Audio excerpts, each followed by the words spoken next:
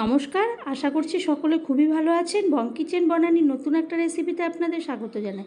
আমি আজকে যে রান্নাটি করব সেটি একটা নিরামিষ পদ্ধতিতে সোয়াবিন দিয়ে একটা নতুনত্ব কিছু রেসিপি। তার জন্য আমার পুরো ভিডিওটা আপনারা না দেখলে একদমই বুঝতে পারবেন না।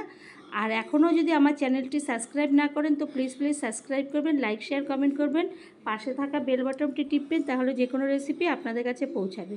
তো আমি প্রথমে একটা গ্যাসের মধ্যে বাটি বসালাম, তার মধ্যে দিয়ে দিলাম লবণ, আর তার মধ্যে 2 প্যাকেট সোয়াবিন ফরচুনের দিয়ে দিলাম।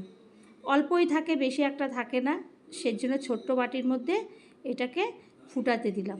ওটা প্রথমে একটু ফুটে যাবে, একদম যখন নরম হয়ে যাবে তখন আমি একটা মিক্সিং জারের মধ্যে, গ্যাসের ওভেনটা বন্ধ করে মিক্সিং জারের মধ্যে এটাকে জল একদম চিপড়ে চিপড়ে তুলে নেব। তারপর একটু ঠান্ডা জল দিয়ে আমি ওই মিক্সিং জারের মধ্যে ধুয়ে নেব, কারণ একদম গরম অবস্থায় পেস্ট করা যায় না। তো বন্ধুরা, আমি এইরকম একটা রেসিপি করলাম, আপনারা একবার হলেও বাড়িতে ট্রাই করবেন। তো তারপরে মিক্সিং জারে আমি ওই সোয়াবিনগুলোকে পেস্ট করে নিলাম, একদম মিহি মতন করে পেস্ট হয়ে গেল। তারপর আমি কড়াই বসিয়ে দিলাম, ওইদিকে কড়াইটা গরম হতে ওর মধ্যে দিয়ে দিলাম তেল, সাদা তেল দিয়ে দিলাম। তেলটা গরম হতে আমি যে সোয়াবিনটা পেস্ট করে রেখেছিলাম সেটাকে ওর মধ্যে দিয়ে দেব। তারপর একটা হাতার সাহায্যে ভালো করে নাড়াচাড়া করব, যেটুকখানি জল থাকবে ওটা যাতে একদম শুকিয়ে যায়। তার মধ্যে কিছু মশলা আমি অ্যাড করব। আমি দিয়ে দেব লবণ, হলুদের গুঁড়ো, লঙ্কার গুঁড়ো, জিরের গুঁড়ো, ধনের গুঁড়ো, সমস্ত কিছু, একটু চিনি, সমস্ত কিছু দিয়ে দেব। তাতে আমি যে ওটা করছি, এই ডোটা বানাবো, তার একদম সমান সমানভাবে সমস্ত কিছু থাকবে। যখন এটা কারোর মুখে পড়বে তাতে সুন্দর একটা টেস্ট আসবে। সেই কারণে আমি সমস্ত রকমের মশলাই ওর মধ্যে দিয়ে দেব। দিয়ে এবার আমি যেহেতু কড়াইটা খুব ছোট, ওভেনে একটু লকবক করে, সেই কারণে আমি একটা ন্যাকড়া দিয়ে ওটাকে ভালো করে ধরবো, ধরে চেপে ভালো করে কষাতে থাকবো। কষাতে কষাতে ওর মধ্যে আমি আরেকটু দিয়ে দেবো সামান্য একটুখানি বেসন, দিলে তাহলে আমার বাইন্ডিংটা করতে খুব সুবিধা হবে। এরপরে আমি সমস্ত কিছু মশলা দিয়ে আর বেসন দিয়ে একটু চিনি দেব, দিয়ে সমস্ত কিছু দিয়ে ভালো করে আমি কষিয়ে একদম শুকনো একটা ডো তৈরি করে নেব, যেমন আটা ময়দার ডো হয় সেরকম ডো করব। এরপরে আমি এইভাবে ওইটাকে অনবরত নাড়তে থাকবো। সোয়াবিনটা বেসনের সঙ্গে সুন্দর করে সমস্ত কিছু একদম নেড়ে সমস্ত একসঙ্গে মিশে যাবে, সেইভাবে আমি করে নেব। তো বন্ধুরা, আমরা অনেক রকম করে নিরামিষের খাবার তৈরি করি, কিংবা সোয়াবিনও আমরা অনেক রকম পদ্ধতিতে তৈরি করে থাকি। একবার হলেও আমি কিভাবে করলাম এরকমভাবে একবার হলেও বাড়িতে করবেন। আশা করছি বাড়ির সকলেই আপনার কাছে এই খাবারটা খেতে চাইবে আর চেটেপুটে খাবে। এরপর ডোটা ঠান্ডা হওয়ার পরে আমি হাতের মধ্যে করে একটা একটা করে এরকম পাকিয়ে পাকিয়ে আমি লম্বা লম্বা একটা মুইঠা তৈরি করব। এরকম করে করে সমস্ত হাতের মধ্যে 2 হাতের তালু দিয়ে লম্বা লম্বা করে মুইঠার মতো হাতে গোল গোল করব। প্রথমে লম্বা করব, তারপর মুঠ করে করে মুইঠা করব। এইভাবে সমস্তগুলো সোয়াবিনের মুইঠা আমি এইভাবে তৈরি করে নেব। তো বন্ধুরা, নিরামিষের দিনে আমরা এরকম একটা রেসিপি করলাম, আপনারা একবার হলেও বাড়িতে এরকম খুব অল্প সময় অল্প উপকরণে এই রান্নাটা হবে, আর খেতে খুব দুর্দান্ত হবে। আশা করছি এরকম রান্না আপনি রুটি কিংবা ফ্রাইড রাইস, পোলাও দিয়েও আপনি খেতে পারবেন।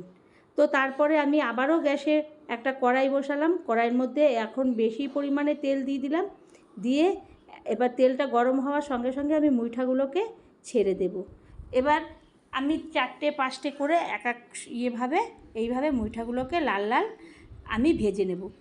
এমনভাবে ভাজবো এটা আমরা টিফিনে চায়ের সঙ্গেও খেয়ে নিতে পারবো, শুধু শুধু এই ভাজা অবস্থাও খাওয়া যাবে। তো এরকমভাবে লাল লাল করে সমস্ত মুইঠাগুলোকে আমি ভাজবো।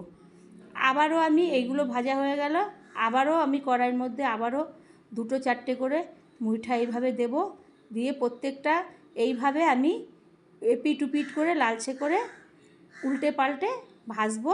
আর ভেজে আমি আবারও তুলে নেব একটা থালার মধ্যে। সমস্ত মুইঠাগুলোকে আমি এইভাবে করে নেব। তো সোয়াবিন আমরা অনেক রকম পদ্ধতিতে খেয়ে থাকি। আমিষও খেয়ে থাকি, তাই এইভাবে একবার হলে করবেন। এবং ওই তেলের মধ্যে যে সমস্তগুলো ভাজা হয়ে গেলে ওই তেলের মধ্যে আমি ছোট ছোট আলুকে ডুমু ডুমু করে কেটে নিয়েছিলাম, সেই আলুগুলোকে একটু লালচে লালচে করে ভেজে নেব।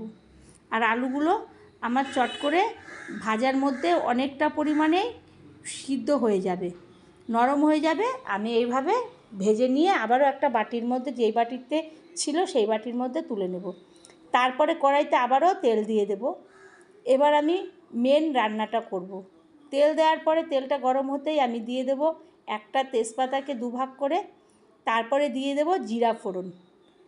এই ফোড়নটা আমি সিমে দিয়ে দেব। ততক্ষণের জন্য আমি একটা পেস্ট মশলা করব। আমি দিয়ে দেব 2টো টমেটো, দিয়ে দেব 2 ইঞ্চি আদা, দিয়ে দেব এলাচ, দারচিনি, লবঙ্গ, আর দিয়ে দেব হলুদের গুঁড়ো, লঙ্কার গুঁড়ো, লবণ, জিরে, ধনে সমস্ত গুঁড়োগুলো দিয়ে আমি একটা মিহি পেস্ট তৈরি করব। আর আমি ওর মধ্যে জিরে, ধনে, লঙ্কার গুঁড়ো, হলুদের গুঁড়ো সমস্ত দিয়ে দিলাম, তাতে একবারে সুন্দরভাবে পেস্টটা সুন্দরভাবে ওটা হয়ে যাবে, দানা দানাও থাকবে না মশলাগুলো, আর জল দিয়ে গুলতে হবে না। এরপরে আমি ওই তেলের মধ্যে মশলাগুলোকে গুলে দিয়ে দেব, দিয়ে খুন্তি দিয়ে ভালো করে নাড়তে থাকবো, কষাতে থাকবো।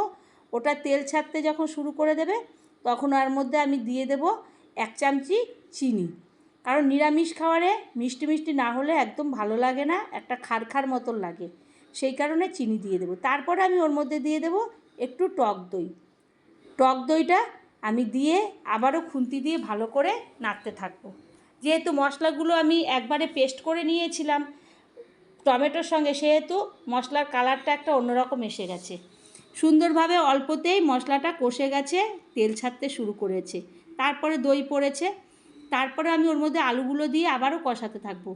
আলুগুলো কষানো হয়ে গেলে তখন আমি ওর মধ্যে মিক্সিং জার ধোয়া জলটাকে দিয়ে দেব। দিয়ে আমি খুন্তি দিয়ে ভালো করে এপিট উপিট করে নাড়াচাড়া করে আমি একটা ঢাকনা দিয়ে ঢেকে দেব। ঢাকনা দিয়ে ঢাকার কিছুক্ষণ পরে আমি আবারও ঢাকনাটা তুলে নেব। তুলে নিয়ে এরপরে খুন্তির সাহায্যে ভালো করে আলুগুলো সিদ্ধ হলো কি না আমি সেটা দেখব যে হ্যাঁ আলুটা আমার সিদ্ধ হয়ে গেছে, খুন্তির মধ্যে ঢুকে গেছে হাফটা, তখন বুঝবো আমার আলু সিদ্ধ হয়ে গেছে। তখন আমি যে মুইঠাগুলো ভেজে রেখেছিলাম সেইগুলো আমি ওই ঝোলের মধ্যে ছেড়ে দেব। ছেড়ে দিয়ে খুন্তি দিয়ে ঝোলের মধ্যে সমস্ত মুইঠাগুলোকে মিশিয়ে দেব, যাতে ঝোলটা ওর মধ্যে মেখে যায় এবং মুইঠাগুলো ভালোভাবে হয়ে যায়। তখন গ্যাসটাকে আমি সিমে করে দেব। আর কিছুক্ষণ পরে গ্যাসটা আমি আবারও নিভিয়ে দেব। নিভিয়ে এবার ওটা ভাপের মতো হবে। তারপর আমি ওর মধ্যে দিয়ে দেব একটুখানি ঘি দিয়ে আমি ভালো করে নাড়াচাড়া করে ওই মুইঠাগুলো তুলে নেব। তো বন্ধুরা, আমার এই রান্নাটা যদি আপনাদের ভালো লেগে থাকে তাহলে লাইক, শেয়ার, কমেন্ট করবেন, পাশে থাকবেন। আবারও কোনো নতুন একটা রেসিপিতে দেখা হবে। বাড়ির সকলকে এরকম একটা রান্না করে দেখাবেন। ততক্ষণের জন্য ধন্যবাদ।